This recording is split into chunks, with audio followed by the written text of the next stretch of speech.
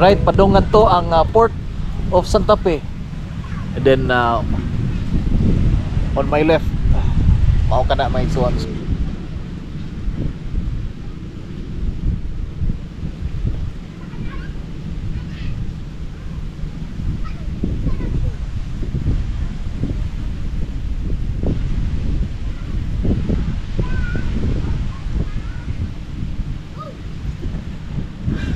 Doon ay dagang nangabot no gikan og island hopping.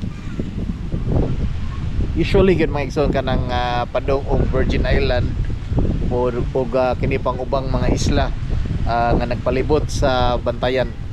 So if I'm not mistaken doon ay mga 16 to 20 islands and islets around the mainland Bantayan Island.